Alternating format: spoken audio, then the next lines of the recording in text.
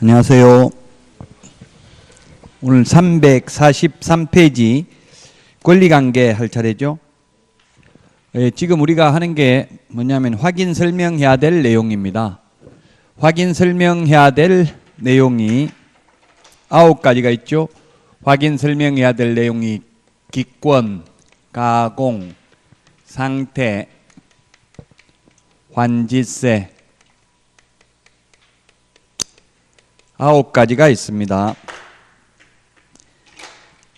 그 부동산을 특정 지을 수 있는 소재지, 면적, 지목 같은 걸 했고요. 지금 이제 두 번째 권리관계 할 차례입니다. 그 다음에 거래 예정 가격, 중개보수 산출 내역, 그 다음에 토지 용괴획, 공법상 이용 제한 거래 규제, 그 다음에 시설물의 상태, 벽면 및 도배 상태, 환경조건, 입지조건, 취득 관련 조서의 종류 및 세율을 확인 설명해야 될 내용입니다. 자, 권리관계는 344페이지에 보면은 부동산 등기부를 열람해서 확인합니다. 원칙적으로. 자, 등기사항 증명서를 보면은 표제부가 있고, 그 다음에 갑구가 있고, 을구가 있습니다. 표제부는 그 부동산의 표시사항이 나타나고, 갑구는 소유권에 관한 사항, 을구는 소유권 외의 권리관계가 나타납니다. 소유권이 갑구에 나타나고 을구는 소유권 외의 권리관계가 나타납니다. 예, 그래서 시험에 과거에 우리 공인중개사법 시험에 가압류, 가처분 등기를 확인하려면 갑구를 보아야 하는가, 을구를 보아야 하는가 출제된 적이 있습니다. 뭘 봐야 할까요? 가압류는 해당 구 사항란을 봐야 됩니다. 갑구, 을구 모두 다 봐야 됩니다. 즉 소유권에 대한 가압류가 되어 있을 경우에는 갑구를 봐야 되지만 제한물권에 대한 가압류가 되어 있을 때는 을구를 봐야만 되겠습니다. 자, 그 다음에 345페이지 양가로 8번 근저당이 설정되어 있는 경우, 근저당의 경우에는 채권 최고 금액만 설명하면 되고 현재 비담보 채무액을 설명할 의무는 없습니다. 다만 현재 비담보 채무액을 잘못 설명하여 의뢰인에게 재산상 손해가 발생했다면 그 손해는 배상해야 됩니다. 근저당은 채권 최고 금액만 설명하면 된다. 자, 그 다음에 346페이지 양가로 10번 법정지상권, 양가로 11번 법정저당권이 있는데, 법정이란 그 권리 변동이 일어나는 게 법률의 규정하고 법률행위하고 두 가지가 있죠. 그래서 우리 시험에는 법률행위가 많이 나와요. 즉 계약이 많이 나온다고요. 왜냐하면 개업공개사가 계약 성립하도록, 법률행위 성립하도록 중개하는 거잖아요. 그래서 법정이라는 말 들어가는 건 법률의 규정이니까 중개가 개입할 여지가 없죠. 법률의 규정에 의해서 지상권이 설정된 것으로 본다. 민법 시험에는 보통 한 문제 출제되죠. 우리 중개실무에는 잘 나오지는 않습니다.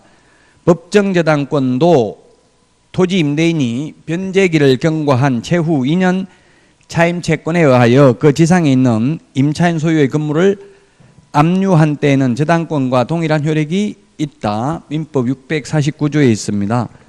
그래서 법정저당권, 자, 시험에 민법 시험에 많이 나오는 게 347페이지 양가로 3번 공동소유재산입니다. 민법에서 물권법이 14문제가 나오는데 소유권하고 저당권이 많이 나오죠. 그 지금 소유권 편에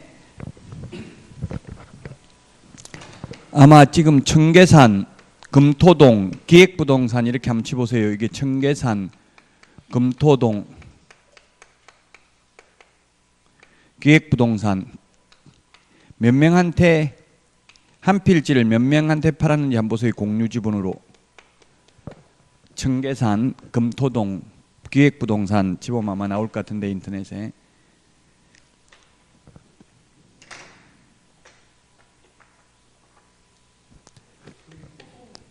금토동 아니에요? 금토동. 흑토. 소유 형태는 단독 소유가 있고 공동 소유가 있습니다. 3,000명? 이게 그 청계산 우리나라에서 지금 옷 등산복 최고 비싼 거 입고 다니는 산이 청계산이라고 통계가 나와 있어요. 이 서초동하고 성남하고 어왕, 가천을 걸쳐 있는 산인데 어쨌든 3,000명한테 이게 공동 소유 지분 형태로, 즉 공유 지분으로 공유, 합유, 총유라는 이야기입니다. 이 기획부동산이 이제 문제가 뭐냐면 3,000명한테 팔았으면 공유 지분으로, 그것도 청계산 거의 정상 바로 밑에, 정상 100m, 한 400m 정도 되는데 이런데 팔았는 모양이더라고요. 그 개발되겠어 안 되겠어요? 개발 제한 구역이고 또 경사도가 15도 넘고 이러면은 개발할 수가 없습니다. 그런데 공유 지분으로 지금 판 거잖아요. 공유 지분으로. 그래서 이 기획부동산은 어떤 식으로 하느냐 하면은 돈 1억 있다고 하면 1억 원어치, 2억 있다면 2억 원어치 투자할 만큼 그냥 지분으로 주는 거예요. 3,000명한테 줬으면 뭐 예를 들면 극단적으로 예를 들면 3,000평, 평이라는 말 쓰면 안 되는데 제곱미터라고 써야 되죠. 그리고 동네 말로 쓰니까 만약 3,000평이 있는데 뭐 3,000평의 금액을 정하면 되겠죠. 그래가지고 만약에 1,000만 원 있다고 하면 평당 1,000만 원이면 한 평 주면 되고 그런 식으로 하면 되잖아요. 지분으로. 1억 있다고 하면 10평 주면 되고 만약에 1,000만 원씩 한다면 얼마씩 했는지 모르지만 그러니까 이게 기획부동산은 돈이 있는 만큼 해줘요. 지분을. 100만 원밖에 없는, 100만 원은 아마 100만 원은 더 받았을 가능성이 많아요. 얼마 받은지는 잘 모르겠지만 100만 원 받았을 수도 있어요. 그 산이니까 100만 원 가치도 없죠. 개발 전혀 안 한다면. 그래서 이게 문제는 공유물 전체를 매각하려면 다른 공유자 동의 받아야 되죠.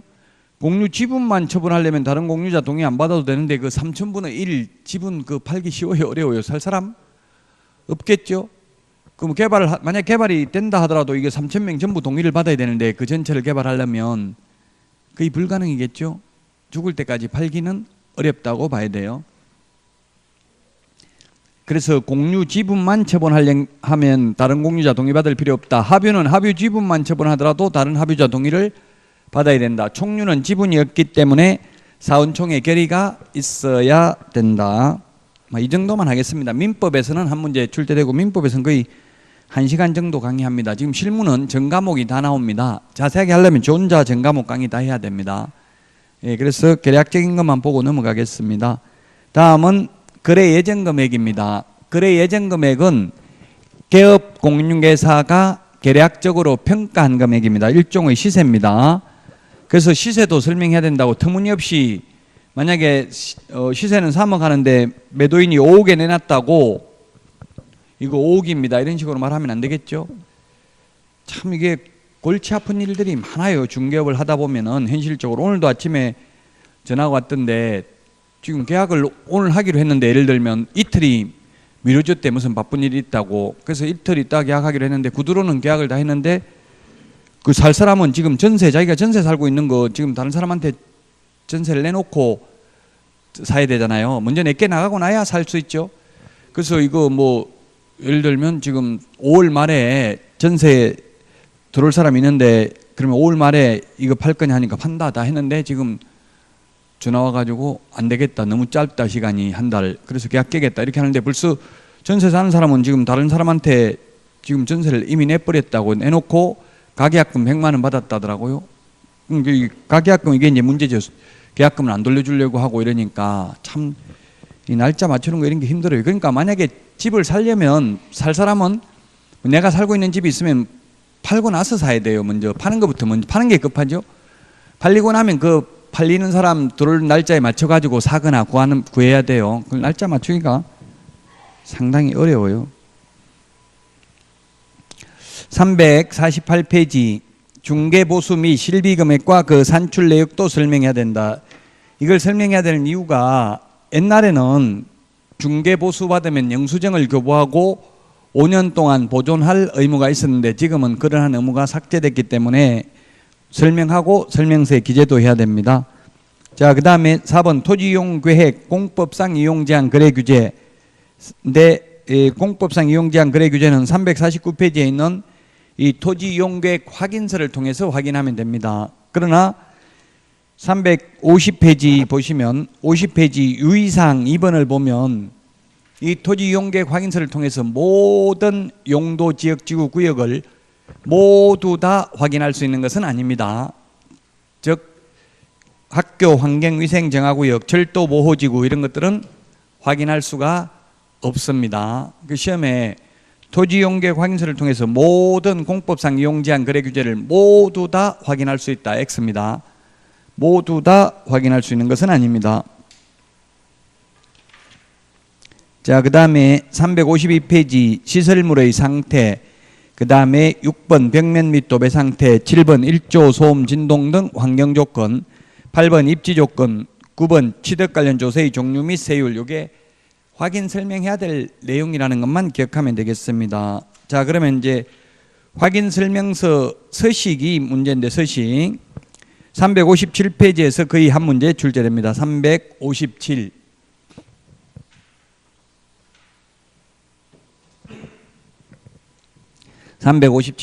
별표하시고 서식 4개의 서식 비교입니다. 자, 우리 확인 설명서 서식은 1의 서식이 있는데 1은 주거용이고요. 1은 주거용, 그 다음에 2는 비주거용, 그 다음에 3은 토지, 4는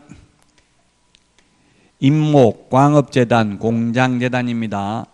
이 4가지 서식을 비교하는 게 시험에 한 문제 반드시 출제됩니다. 굉장히 어렵습니다. 시행규칙 서식까지 봐야 되니까. 자, 그러면 이 4개 서식에 공통적으로 기재되는 게 뭐냐면 4개 서식에 공통적으로 기재되는 게 대권 잡으면 금세 실수한다. 이 6개는 공통적 기재사항입니다. 자, 그 6개를 보면 먼저 1번 동그라미 1번에 대상 물건의 표시 대권 권리관계, 2번 권리관계가 되겠고요. 그 다음에 대권 금은 7번 거래 예정 금액입니다. 7번 동그라미 하시고요. 공통적 기재사항입니다. 그 다음에 7번 동그라미 하시고 그 다음에 취득 관련 조세 세율 세가 세금입니다. 8번 세금이고 실이 그 다음 페이지에 358페이지에 실제 권리관계입니다. 9번에 실제 권리관계. 그 다음에 실세가 뭐냐면 세금이죠. 세금. 실세. 대권 금세. 실수네. 실수니까 수가 뭐예요? 13번에 중개보수 산출 내역. 이 6개는 4가지 서식의 공통적 기재사항이라고요. 대권, 금세, 실수, 대상 물건의 표시, 권리관계, 거래 예정 금액, 취득 관련 조세, 실제 권리관계, 중개, 보수, 산출 내역. 이 6개는 4가지 서식의 공통적 기재사항이다. 자, 그 다음에 다시 357페이지로 넘어와서 그러면 입지조건 4번에 입지조건이 있는데 입지조건도 시험에 출제된 적이 있습니다. 입지조건이 주거용은 도대주교판 2의 서식은 도대주 3의 서식은 도대 입지조건 도로, 대중교통, 주차장, 교육시설, 판매 의료시설 비주거용은 도로, 대중교통, 주차장이고요. 토지는 도로, 대중교통 2개만 나옵니다. 입지 조건이 도대주 교판, 도대주, 도대 이렇게 4의 서식은 입지 조건이 없습니다. 자, 그 다음에 비선호시설 6번에 비선호시설도 잘 나오는데 비선호시설은 1의 서식과 3의 서식에만 해당됩니다. 비선호시설은 2의 서식과 4의 서식에는 비선호시설 기재하지 않습니다.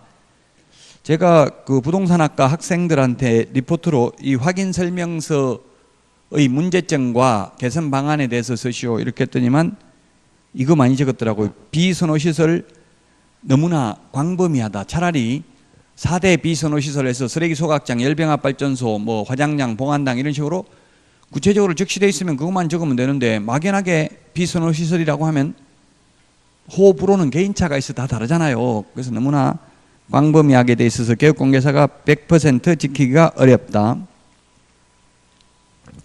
자, 그 다음에 거래 예정 금액. 거래 예정 금액은 개별 공시지가 제곱미터당 적고 건물 주택 공시가격도 적습니다.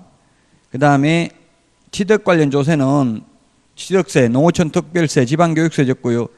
재산세는 6월 1일 기준 대상 물건 소유자가 납부 의무를 부담한다는 것도 기재되어 있습니다. 그래서 6월 1일 날 잔금 치르면 매수인이 내야 됩니다. 재산세. 그러면 어떻게 되겠어요? 현실적으로는 매수인은 6월 2일 날 잔금 치르려고 할 것이고 매도인은 6월 1일 이전에 잔금 치르려고 하겠죠. 그러면 둘 중에 누구를 더 설득하기가 쉬울까요? 이것 때문에 계약 깨질 수가 있어요. 잔금 날짜 때문에, 재산세 때문에. 그러면 매수인을 설득하는 게 더 좋아요. 여기서는. 왜냐하면 이거 종부세 급매물입니다. 종부세도 마찬가지잖아요. 6월 1일 또는 재산세 급매물입니다. 그래서 이걸 종합부동산세는 합산과세 하잖아요. 이걸 하나 보통 종부세 급매물이 많이 나와요. 그러면 급매물이라고 하면 몇 천만 원 싼 거잖아요. 그 재산세는 해봐야 10억짜리 가지고 있어야 100만 원 정도 내요. 재산세. 그럼 100만 원 내더라도 이거 3천만 원 싸면 지금 사는 게 더 유리하다. 이런 식으로 설득하는 게 더 바람직해요. 자, 그 다음에 358페이지 10번 내외부 시설물의 상태인데 일의 서식은 단독 경보형 감지기를 설치했는지 여부를 체크해야 됩니다. 단 아파트는 제외합니다. 아파트는 단독 경보형 감지기 설치 여부 확인 안 해도 됩니다. 왜냐하면 아파트는 전부 소방 설비가 다 돼 있죠. 비상벨, 소화전 이런 게 다 돼 있습니다. 그래서 단독 경보형 감지기는 아파트를 제외한 경우만 해당되고요. 그 다음에 이의 서식은 소화전, 비상벨 있는지 여부 체크해야 되고요. 3, 4는 해당 사항이 없습니다. 그 다음에 벽면 및 도배 상태도 보면은 1의 서식은 벽면 및 도배 상태 다 확인해야 되는데 2의 서식은 벽면만 확인하면 됩니다. 즉 상가 같은 경우는 도배 안 돼 있는 경우도 많잖아요. 그래서 벽면만 확인하면 됩니다. 3, 4의 서식은 해당 사항이 없고요. 환경 조건은 1의 서식에만 해당됩니다. 1의 서식에만. 1조, 소음, 진동, 일소진 이건 1의 서식에만 해당된다. 자, 그 다음에 맨 마지막에 14번의 서명 날인인데 거래 당사자는 서명 또는 날인합니다. 그 다음에 개업공개사와 당해 의무를 수행한 소속공개사는 서명 및 날인합니다. 그 다음에 359페이지 이번에 우리 책 나오고 나서 바뀐 게 거기에 이번에 권리관계에 뭘 더 신설됐어요. 민간 임대 등록 여부, 장기 일반 민간 임대주택인지 공공지원 민간 임대주택인지 단기 민간 임대주택인지 이걸 체크하도록 되어 있죠. 이걸 만약에 렌트홈 인터넷에 아마 치보면 돼요. 여러분들 렌트홈에 들어가면 이게 민간 임대주택 특별법에 의해서 등록을 한 민간 임대주택인지 여부가 나옵니다.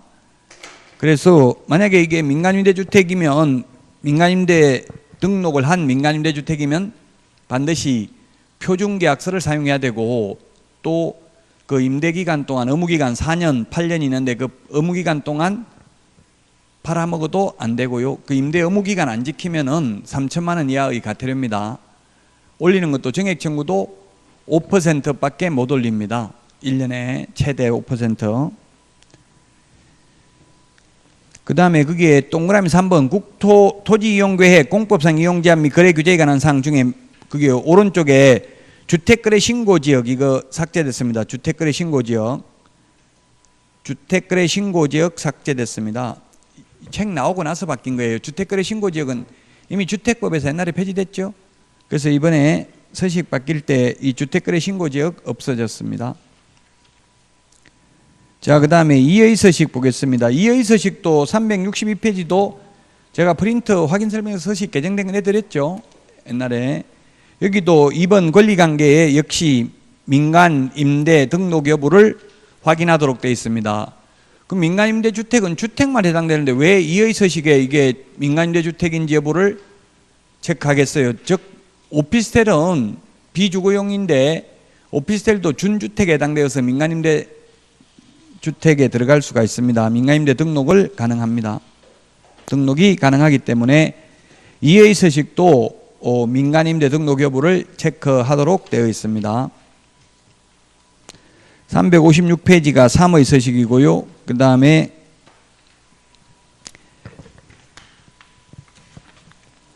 368페이지가 4의 서식인데, 그래서 1, 2, 3, 4의 서식 비교하는 거 시험에 한 문제 정도는 반드시 출제된다.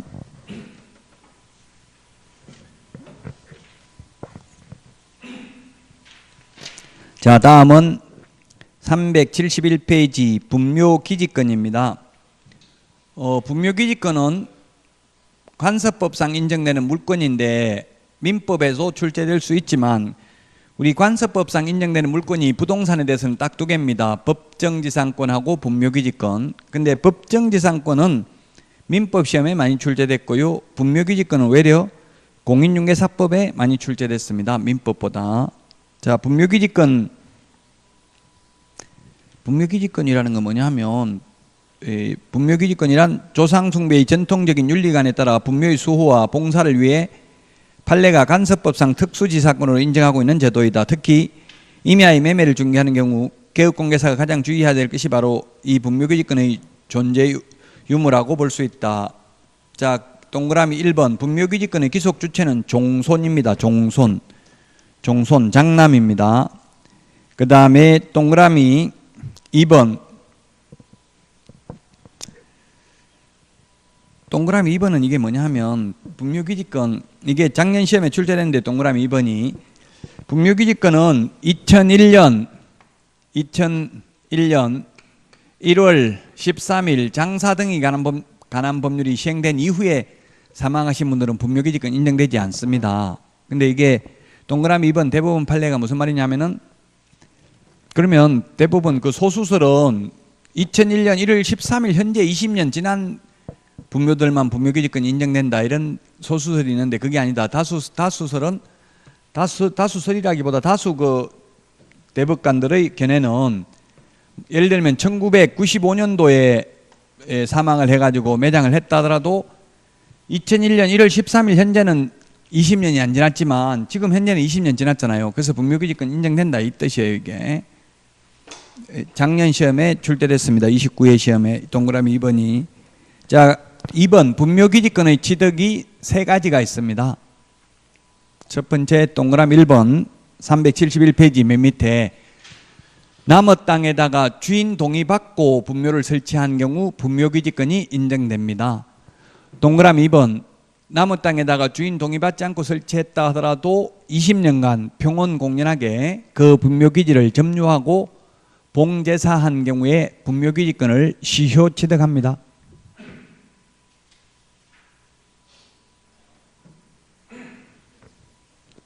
이 동그라미 2번 시효 취득의 경우에만 무상지료가 원칙입니다. 나머지는 지료를 지급해야 됩니다. 자, 그 다음에 372페이지 맨 위에 동그라미 3번 자기 땅에다가 묘를 설치해 놓고 땅을 팔면서 묘 이장한다 안 한다 아무런 특약이 없으면 분묘기지권이 생깁니다. 그래서 현실적으로 여러분들이 이제 중개업을 하면은 당연히 그래서 묘를 이장할 건지 안 할 건지 특약에 넣어야 되겠죠. 임야 같은 경우는 임야는 분묘가 몇 기가 있다, 추후 계약 후 발견되면 어떻게 처리하겠다 이런 걸 적어야 돼. 특약으로 반드시. 근데 문제는 매매가 아니라 이제 경매로 낙찰받는 경우, 경매로 낙찰받으면 원래 땅 주인들이 뭐 이장한다 약속을 안 했잖아요. 경매로 낙찰받아도 그 있는 묘들을 이장시킬 수가 없다는 이야기예요. 3번 이 분묘기지권이 인정되려면 공시방법을 갖춰야 되는데, 공시라는 말은 공적인 장부에 공개 표시하는 것을 공시라고 합니다. 근데 공시인데 이 분묘기지권은 관서법상 공시방법으로서 봉분이 이렇게 불룩하게 올라와 있어야 된다. 평평하게 묻어놓거나 암장을 한 경우에는 분묘기지권이 인정되지 않는다. 자, 그 다음에 4번 분묘기지권의 효력이 미치는 범위입니다. 분묘기지권 효력이 미치는 범위. 시험에 분묘기지권 효력이 미치는 범위는 분묘기지에 한한다 X로 출제됐어요. 분묘기지는 봉분의 기저 부분, 이게 분묘기지입니다. 이 분묘기지 하나는 게 아니라 분묘기지 주위의 공지를 포함하는 지역까지 미치며 상석, 비석, 그 다음에 뒤에 반달 모양으로 둔덕을 조성하는 것을 사성이라고 하는데, 사성까지 반드시 분묘기지권의 효력이 미치는 것은 아니다. 판례는 이렇게 되어 있어요. 반드시 미치는 것은 아니다. 이 말은 미칠 수도 있고 안 미칠 수도 있다. 사회 통념상 개별적인 분묘를 보고 판단해야 된다. 그래서 일률적으로 뭐 30제곱미터까지 미친다 이렇게 단정적으로 말할 수는 없습니다. 자, 그 다음에 양가로 1번 지료인데, 지료는 좀 전에도 말했지만 시효취득의 경우에는 무상지료가 원칙이고 나머지는 지료를 지급하는 게 원칙이다. 자, 그 다음에 373 양가로 2번에 존속기간입니다. 분묘기지권은 존속기간은 영구무한히 존속된다. 이게 언젠가는 바뀌겠죠. 이게 문제잖아요. 나무 땅에다 묘 설치해놓고 영구무한히 돈 한 푼 안 주고 계속 사용할 수 있다는 이야기예요. 영원히. 그래서 옛날에는 우리 전통간섭이 이렇게 돌아가신 분들을 숭배하는 전통간섭과 지금은 땅값이 올라가니까 소유권이 충돌하기 때문에 아마 언젠가는 바뀌겠지만, 지금 현재까지는 어쨌든 남은 땅에 묘 설치해놓고 20년 지나면 영구무한히 돈 한 푼 안 내고 계속 사용할 수 있다. 자, 그 다음에 양가로 3번 새로운 분묘의 신설에 분묘기지권이 인정된다 하더라도 새로운 분묘를 신설할 권능은 포함되지 않습니다. 따라서 부부 중 일방이 먼저 사망해서 분묘기지권이 인정되고 있다 하더라도 뒤에 죽은 배우자를 쌍분 형태로 합장을 하는 거 허용되지 않습니다. 단분 형태로 합장을 하는 것도 허용되지 않습니다. 새로운 분묘를 신설할 권능은 인정되지 않는다. 이렇게 말하니까 지나다니다 보니까 이 쌍분묘들 많이 있던데요. 이렇게 하던데, 예, 자기 땅에다가 쌍분으로 설치하는 건 상관없겠죠. 남의 땅에다가 분묘기지권에 의해서 일방적으로 새로운 분묘를 신설할 수는 없다. 분묘기지권이 이미 성립되어 있다 하더라도. 374페이지 장사 등에 관한 법률입니다. 분묘기지권은 2001년 1월 12일까지 사망하신 분들에 한하여 인정되고요. 이제 저나 여러분들은 지금 사망해도 분묘기지권 인정되지 않습니다. 30년간만 매장될 수 있습니다. 분묘기지권하고 장사 등에 관한 법률이 가장 큰 차이점이 세 가지가 있습니다. 첫 번째, 설치 기간, 그 다음에 설치 장소, 설치 면적. 분묘기지권은 영구무한히 존속된다고 했어요. 영원히 가는데 장사 등에 관한 법률은 2001년 1월 13일 이후에 사망하신 분들은 설치 기간이 30년이고 30년 한 번 더 연장해서 최장 60년밖에 안 됩니다. 분묘기지권은 영구무한히 존속되고요. 그 다음에 설치 장소도 분묘기지권은 특히 장소에 대한 규정이 없습니다. 근데 장사 등에 관한 법률은 안 되는 장소가 엄청나게 많습니다. 그래서 할 곳이 하나도 없습니다. 뭐 뒤에 나옵니다만은 주거지역, 상업지역, 공업지역 안 되고요. 백두대간 보호지역 안 되고 침수 붕괴 우려가 있는 지역 안 되고, 이렇게 장소 제약이 있다. 장사 등에 관한 법률은 장소 제약이 있다. 그래서 실제 이 법을 완벽하게 지키려면 할 때 하나도 없습니다. 도로 하천으로부터 300m 이상 떨어져야 되고 20호 이상 인가가 밀집한 지역으로부터는 500m 이상 떨어져야 되고, 이런 것마저도 있어요. 그 다음에 설치 면적도 분묘기지권은 사회 통념상 판단해야 되지 사성까지 미친다 안 미친다 단정적으로 말할 수는 없습니다. 그러나 장사 등에 관한 법률에서는 개인묘지는 30제곱미터 이하고요, 가족묘지는 100제곱미터 이하인데 가족묘지 안에 들어가는 분묘 1기의 점유면적은 10제곱미터, 합장은 15제곱미터를 초과할 수 없다. 이런 규정이 면적 제한이 있습니다. 가장 큰 차이점이 분묘기지권하고 장사 등에 관한 법률, 이 세 가지가 차이가 있습니다. 자, 그러면 375페이지 그 박스에 보면 매장 신고는 사후 30일 이내입니다. 그 다음에 설치 절차를 보면 개인묘지는 30일 이내에 시장군수구청장에게 신고합니다. 그러나 가족, 종중, 문중묘지는 미리 허가받아야 됩니다. 그 다음에 분묘 1기의 점유면적입니다.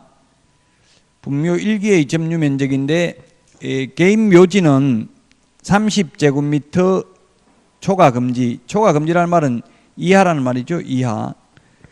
그 다음에 가족묘지에 들어가는 분묘 1개의 점유 면적은 10제곱미터, 합장은 15제곱미터를 초과할 수 없습니다. 종중, 문중, 법인묘지 마찬가지입니다.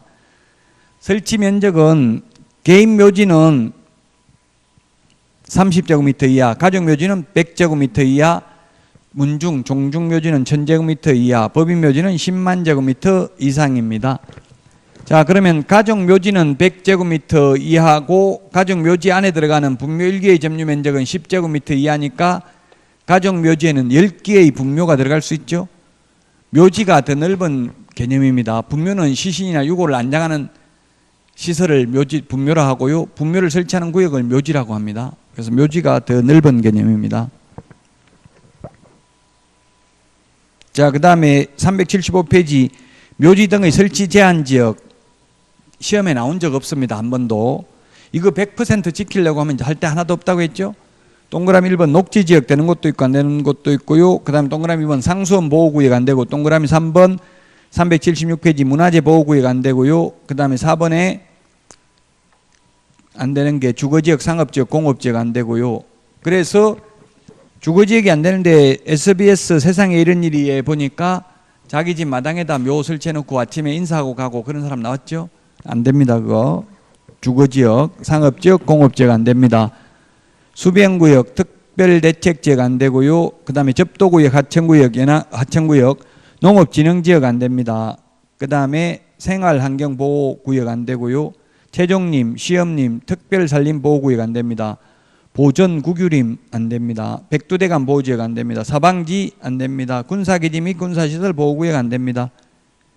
침수붕괴 우려가 있는 지역 안 됩니다. 여기 안 적어놨지만 또 안 되는 게 도로 하천으로부터 300m 이상, 20호 이상 인가가 밀집한 지역으로부터는 원칙적으로 500m 이상 떨어져야 됩니다.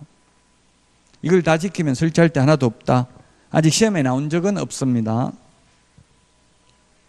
설치 기간입니다. 앞에서도 말했지만 분묘기지권은 영구 무한히 존속되는데 장사 등에 관한 법률은 30년.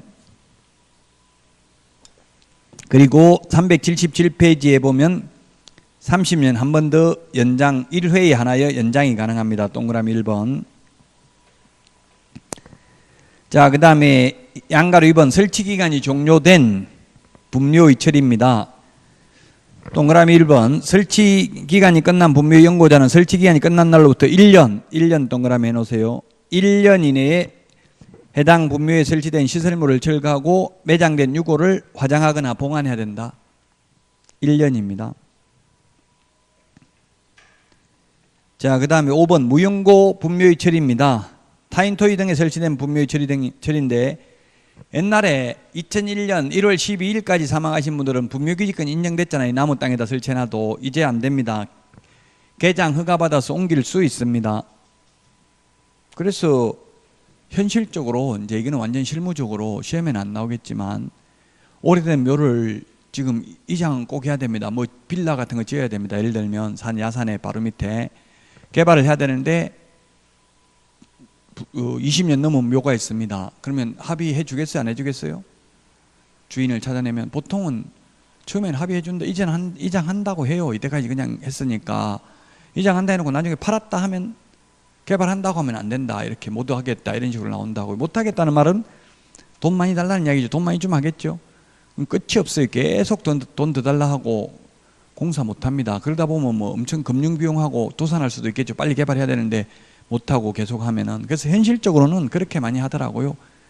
어떻게 하냐면은 이제 이게 뭐 옛날 비석 같은 거 없는 묘도 많잖아요. 그냥 봉부만 있고 이게 언제 설치했는지 2001년 1월 12일 날 설치했는지 13일 날 했는지 모를 수도 있잖아요. 그러니까 어떤 식으로 하냐면은 명절 딱 지나고 나서 이 묘에다가 편말 붙이는 거예요. 묘 주인은 연락해라. 안 하면 무용고 분묘로 간주해서 개장하겠다. 이런 식으로 써붙이는 거예요. 공고해가지고. 그리고 밑에 핸드폰 번호 적어놓고 그리고 날짜 나오게 그 사진 찍어놔야 되겠죠. 사진 찍어놓고 왜 명절 지나고 하냐면 추석 때 산에 그 숙묘하러 온 사람 많잖아요. 그 추석 지나고 나면 설날은 잘 안 와요. 춥고 이러니까. 설날 온다 하더라도 상관없어요. 3개월만 지나면 되니까 3개월 이상 그래 놓고 이제 바로 신문에 공고하는 거예요. 신문에 개장 공고. 신문에 보면 조그맣게 개장 공고 이런 거 많이 나오죠. 개장 공고 이렇게 내놓고 3개월 지나면 시군구에 가서 개장 허가 받아서 장묘업체에 주면은 전부 화장해가지고 어디에 안채놨다 해가지고 또 갖다 그 묘 앞에다 써붙이는 거예요. 이게 어디 누군지 소유자가 알 수 없어서 부득이 화장해서 안채놨으니까 찾아가시기 바랍니다. 이런 식으로 해서 써붙여 놓으면 거의 형사처벌 받은 사례가 없더라고요. 그렇게 하고 옮긴 거는. 그 새벽에 6시에 뭐 포크레인 간혹 추석에 그런 거 많이 나와요. 보면 작년에 있던 묘가 없어졌다 하고 울고불고 막 이런 거 못 봤어요. 봤죠? 그런 거 다 이런 식으로 해가지고 옮겨버린 거잖아요. 비용은 뭐 옮기는 사람이 부담해야 되겠죠. 뭐 하는데 한 200만 원 정도 들어요. 그러면 이제 개발할 사람이 하는 거지. 지금 돈 한 푼 안 받고 영원히 사용할 수 있는데 자기 비용 들여가지고 옮겨달라 하면 안 하겠죠, 현실적으로. 지금 돈 받고 오히려 지금 합의해 주려고 하는데 돈 한 푼 안 받고 자기 비용으로 화장까지 해서 옮길 사람은 아무도 없겠죠. 영웅구 무한히 존속이 가능하니까. 지금 우리나라에서 경매에서 수익률 가장 높은 게 옛날에는 예고등기였는데 지금은 예고등기 없어졌으니까 지금은 그 양평, 분묘기지권, 흑염소 이렇게 집으면 염소 이렇게 검색해 집으면 이게 임야를 분묘가 한 50개 있는 임야를 낙찰받아 가지고 이걸 그 묘를 다 이장시켜 가지고 돈 엄청나게 많이 벌었다는 게 있어요. 원래 묘 이장 안 해도 되잖아요. 근데 염소 풀어 가지고 묘 주인들한테 당신의 조상들이 염소발 아래 집 밟히는 모습 보러 오세요. 이렇게 사진 찍어가지고 보내가지고 합의해가지고 그 합의를 하기 위해서 그렇게 압박한 거잖아요. 그래서 현실적으로 합의하기 힘들어요, 이거 묘. 근데 묘가 50개 있는데 이거 주인 몰랐다 하기는 어렵거든요. 한 개만 몰라도 50개 그냥 막 새벽에 다 옮기기는 어렵잖아요. 자, 그 다음에 378 묘지의 사전매매 금지 6번 시험에 나온 적은 없습니다. 명당 자리 미리 사놓을 수 없다 원칙. 시험에 나온 적 없으니까 넘어가고 7번 화장, 매장, 개장 신고입니다. 매장은 사후 30일 이내 신고고요. 그 다음에 화장이나 개장은 미리 신고입니다. 개장은 옮기는 겁니다. 화장 불태워 장사하는 것을 말하죠. 자, 그 다음에 379페이지 자연장지 조성입니다. 거기에 동그라미 2번 개인 자연장지를 조성한 자는 자연장지의 조성을 마친 후 30일 이내에 신고해야 됩니다. 3번 가족 자연장지나 문중, 종중 자연장지는 미리 신고해야 됩니다. 4번 법인 자연장지는 미리 허가 받아야 됩니다. 양가로 2번에 동그라미 1번 379페이지 맨 밑에 개인 가족 자연장지는 1개소만 조성할 수 있으며 그 면적은 개인 자연장지는 30제곱미터, 가족 자연장지는 100제곱미터 미만이어야 한다. 미만. 우리 가족 묘지는 100제곱미터 이하였잖아요. 이하. 묘지는 이하인데 요거는 미만으로 되어 있습니다. 아무 생각 없이 법을 만들다 보니까 이렇게 되겠죠. 자, 여기까지 하고 기출문제 이게 380페이지 이런 식으로 장사 등에 관한 법률이 시험에 출제됐습니다.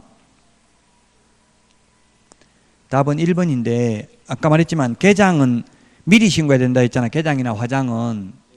개장을 한 자는 이렇게 쓰니까 한 자는 사후 신고잖아요. 하기 전에 미리 신고해야 된다고. 개장, 화장은. 매장 신고는 사후 30일 이내 신고죠. 그래서 1번이 정답이 되겠습니다. 여기까지 하고 쉬었다가 381페이지 농지 취득 자격증명제부터 보도록 하겠습니다.